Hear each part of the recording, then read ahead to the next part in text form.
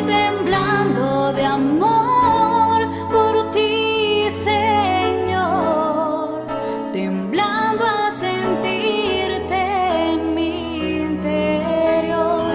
Estoy temblando de amor y el corazón se me derrite por ti.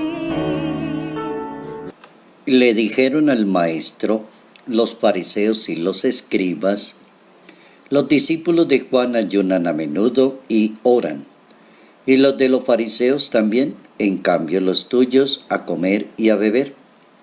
Jesús contestó: ¿quieren que ayunen los amigos del novio mientras el novio está con ellos? Llegará el día en que se lo lleven y entonces ayunarán. Evangelio según San Lucas, capítulo 5, versos 33 al 39. La palabra de Dios es viva y eficaz. El Hijo de Dios soluciona los problemas de comprensión de su palabra con la sabiduría y con una exacta comparación. Notas amables a la palabra de Dios, viernes 7 de septiembre, año 2018. El Evangelio según San Lucas, en ese capítulo 5, a partir del verso 33, nos propone la enseñanza para el día de hoy. Se trata de pensar cómo solucionaba Jesús los conflictos con las autoridades judías o las autoridades religiosas de la época, como los escribas y los fariseos. Cómo entrar a discernir un conflicto,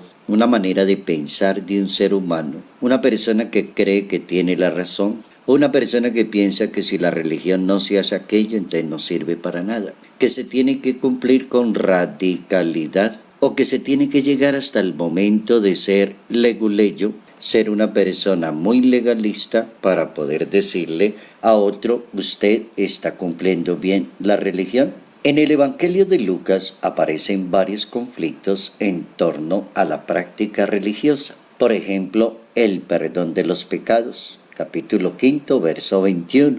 ¿Se pueden perdonar pecados o no se pueden perdonar? También comer con pecadores fue otro conflicto que le presentaron al maestro. Evangelio de Lucas, el mismo capítulo 5, verso 29. El asunto del ayuno, que es bien antiguo y lo han practicado cantidad de religiones, es bien interesante el ayuno, visto desde la conversión, la sanación de la persona, la liberación de la misma persona, que termine en la caridad y en la misericordia. Y además de esos conflictos se aparece el conflicto de la observancia del sábado, según una práctica religiosa. Capítulo 6 del Evangelio de Lucas, al inicio del capítulo. Toda esa serie de conflictos da para que el pensamiento comience a discurrir en lo que significa ciertas prácticas religiosas cuando no apuntan a una meta y no tienen un sentido. Lo primero que hace el Hijo de Dios es discernir sobre la palabra misma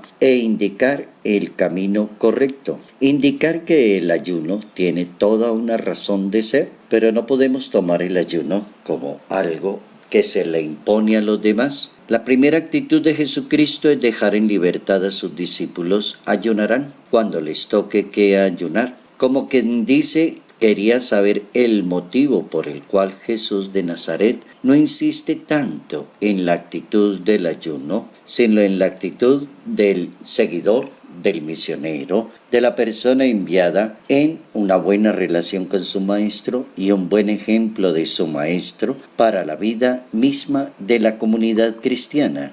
El Papa Francisco, en una homilía en la Casa Santa Marta en el mes de enero, año 2014, enfrentaba el tema de una manera muy interesante. En aquella ocasión dijo el Papa: la libertad cristiana está en la docilidad a la palabra de Dios. La libertad como de cada persona de vivir la religión se va acomodando en la manera en que esa persona es dócil a la palabra de Dios. No que le impone a los demás los asuntos, sino es asunto de docilidad, es cuestión de fe, de dejarse llevar por el Espíritu de Dios. Y más adelante añadía el Papa que deberíamos nosotros en una religión estar muy preparados para acoger la novedad de la palabra de Dios. El Papa cree que la palabra de Dios siempre es una sorpresa para cada persona, porque discierne los sentimientos y los pensamientos de las personas. Y cuando las personas acogen verdaderamente la palabra de Dios, entonces logran entender por qué hay que tener una actitud y que sea de docilidad. Ahora, si la persona lo toma desde el campo de la libertad, tal como el Evangelio de hoy lo está insistiendo, los discípulos del Maestro son libres de ayunar. No hay que imponerle eso a ellos. Pero los que tienen una tradición farisaica o dentro del campo de los escribas van a atacar a Jesucristo y le van a decir: los discípulos de Juan ayunan y oran, y los de los fariseos también hacen lo mismo. ¿Por qué los discípulos suyos no hacen eso? El asunto es de libertad cristiana. Y la libertad cristiana, cuando se acoge con docilidad, da para la obediencia cristiana. Es decir, libertad y obediencia van en comunión las dos cosas. Y hay que tener esa buena actitud para entender una libertad en el campo de la obediencia, para ser dóciles a Dios. Razón tuvo Jesucristo en colocar el ejemplo y decir el caso perfecto de odres nuevos para vino nuevo y todo lo que viene en adelante. Discernir qué es lo que hace el Espíritu en mi corazón. ¿Qué quiere el Espíritu de Dios de cada uno de nosotros? Y aprender a obedecerle a Dios, pero con docilidad y con mucho atino hacia dónde va el mensaje del Señor. Estoy temblando de amor.